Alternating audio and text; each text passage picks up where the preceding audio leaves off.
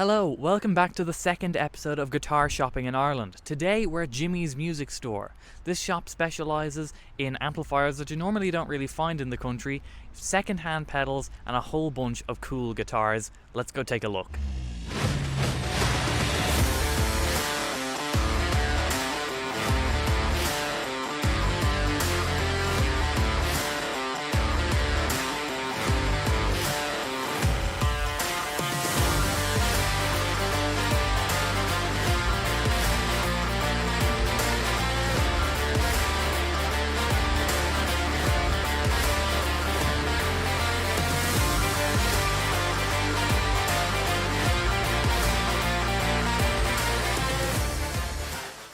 We were talking about this. Yep. This is not your standard Les Paul, and it's because... So no nibs, frets to the end, which is brilliant, but the internet hated it. Tusk nut, which is brilliant because it stops the G and the D going out of tune. Did the internet hate that too? The internet hate that too. Tone Pros bridges, lock, so when you take strings off, they don't fall off. And once you set everything once and you lock it, they also hated that. And of course, they're always going to hate 4 push pulls. That works, these work, that works, and Broads work. These have started to increase in value now more than equivalent Les Pauls From the same time. without all these things. So, and I think that's because of guitar players, not because of collectors. Nothing wrong with collectors, just this is very much a guitar player's The player's grade player. thing.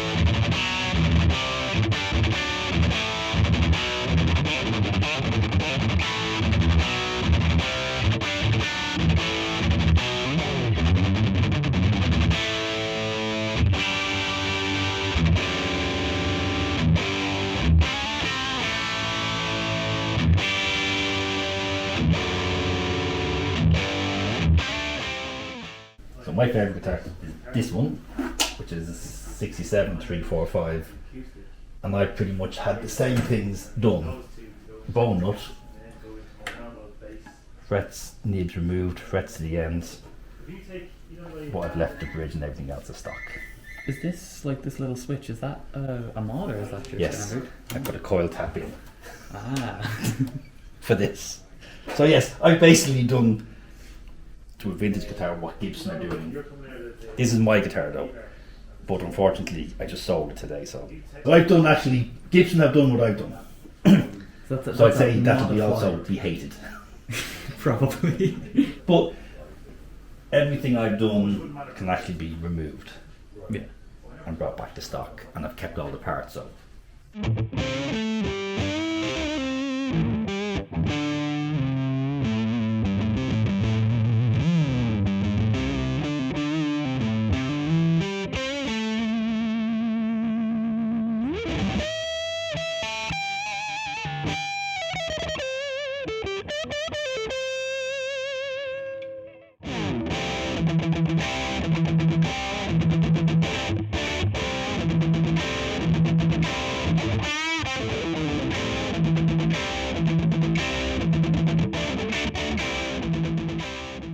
What do you pride yourself in, I suppose, would be the question. well, I prefer, yes, the one-off and the usual ones, but look, Fender is so big, and I'm a main Fender dealer, so from the classic vibe up, You've got all of them. yeah, Up to the custom shop.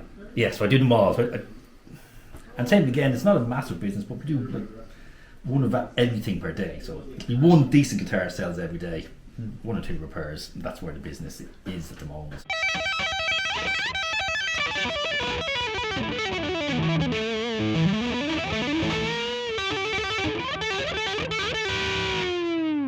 I used to do a lot of amp repairs before COVID, but it's getting too difficult now, and getting tubes in has gotten very difficult. Everything is a little bit sort of slower, but no, I try and do a bit of everything. So new guitars, vintage guitars. So when your man turned up for this, we were very excited because we thought it was the coolest case, and we presumed it was a vintage Fender. But hey, Melobar power slide. It is a lap steel that's can be played on your lap, but also can be played sitting down or standing up with a strap. You can attach a strap to this, and it's the Explorer body in a foam leather. It's kind of like a couch cushion type situation, but it's a very interesting piece.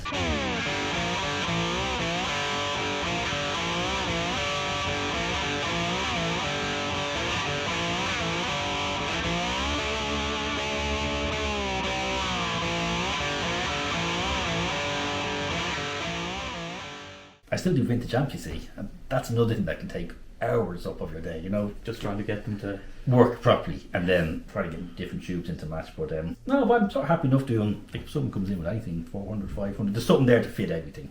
Probably at the moment I'm sort of stopping at the 7,000 or 8,000 mark, because above that it gets very slow. Yeah, you're looking for a very specific customer. Yeah, these are another one of those love-hate guitars. It's probably the only guitar that does the Strat thing and the Les Paul thing sort of accurately, and it has a nice look about it, I suppose. Oh, yeah, it's heavier than I thought it would be. So it's kind Yeah, of it's a mahogany Les with that fizz. Paul, yeah. So these guitars originally came out of New York. Rudy's Music. It was Rudy Pensa and John Sir who used to make them, and they were made for Mark Knopfler originally. John Sir left, he went to Fender Custom Shop, and then he went and started up his own brand, Sir, but the Pensas still went, and that's why the headstock looks similar to a Sir, and the body shape and everything, because it was originally co-designed with Sir.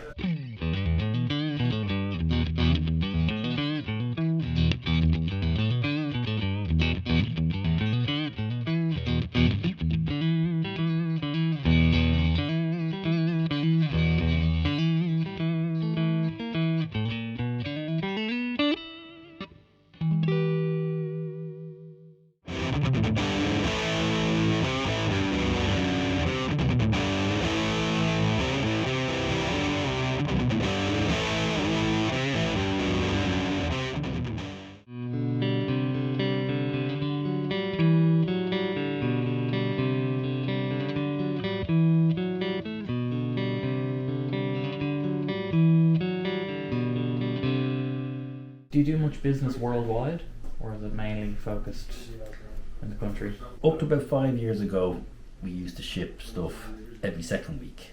So from the 7 years before that, that's what we're doing. But for the last 5 years, everything I get now will sell in Ireland. If we clean it up and photograph it and put it on the website, it will sell locally within a couple of weeks. So, as evidenced here today, with that. I took it out again today. So I was about to put a few interesting ones up. And your guitar, Phil? Yes. Your new guitar, which I have to remove all the upgrades to make it vintage again. Well, that's going to happen. Yeah. Back to Grovers, You but can't have a bloody vintage guitar with Grovers that way. you'd probably like now. Yeah, you like the that G-string notchiness. not in tune ever. Okay, Absolutely, and you know you've got to have notchy tuners on a vintage guitar. You can't have smooth tuners on vintage guitars. It's not vintage anymore, you know. If it's not out of tune, then it's not. Yeah. Well, I'm out of tune, you know, so it doesn't matter. Oh, but getting back to the question, yeah, what sells is the very traditional looking. The Gibsons, the Fenders. Yes. That's your bread and butter. Gretschens, Martins, anything unusual. Now Ireland, because it's only 5 million people and we're stuck on an Ireland, if you're in Germany, you've 700 million people and you will sell anything. In Ireland, the people are buying, they're almost thinking of selling in the back of the head, so unless it's a sunburst black cherry 335 or Strat, it's all very, very safe. That's just what the Irish market is.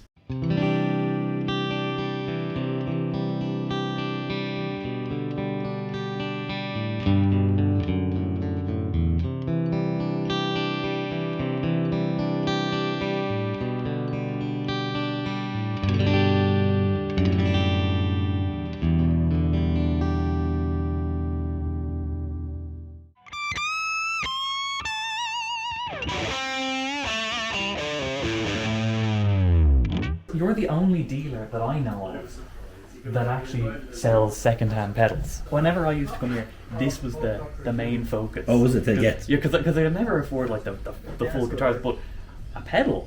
Oh, I've got more at the back. I just want physically fit. I think what's happened is I bring in most of the new ones, the bigger makes, and because I sell them new, I take trade-ins, and then. But every day we will sell pedals every day, second hand. So 2 or 3 second-hand pedals will go every day, and then another 2 or 3 will get traded in. So it's just a constant 30, 40 euros upwards. You get something that's interesting. So plus people will argue over pedals all day long.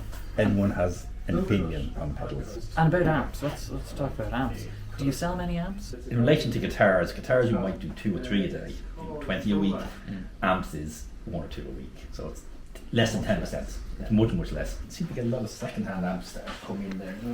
Second-hand vendors, books. I suppose a lot of people are moving to modelers. It's probably something.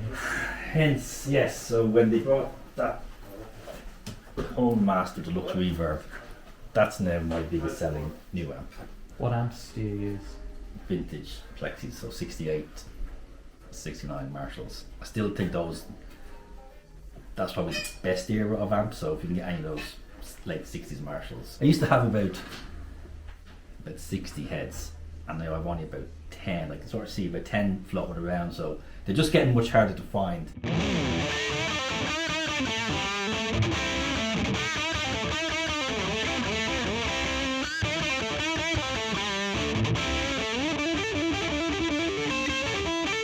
We just talked about COVID for a second. Did that affect, like obviously there'd be a time when the shop was closed, but did that increase online orders? Or? Yeah. So most guitar shops sold miles more during the lockdowns than ever before. Anyone I know that had good stock in the stocks in the shops, we're all selling miles more than ever. So it's actually coming back to normal again. Like I don't have my exact figures here, but like with Fender and stuff, I probably went from 200 guitars a year to 400 guitars. Were amps going up the same in sales? No, amps died. Ah. But as I was saying, we do about 20 guitars to every 1 or 2 amps. It probably went to 40 guitars for every 1 amp during COVID. So that'll come back a little bit now. In fact, it started already. The last 3 or 4 months, amps came back to what they were. Somebody asked on the previous video to have a look at some acoustics, so we're going to play this Martin DSS-17. Martin's version of a Gibson.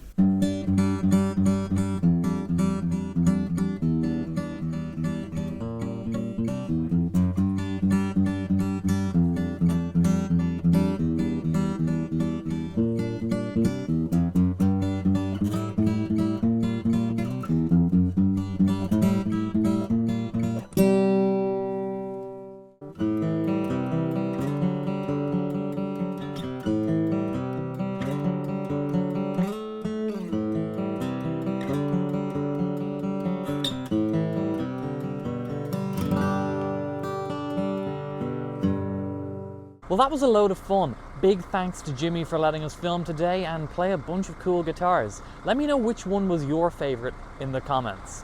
That's all. Subscribe, like the video, and I'll see you next time. Bye bye.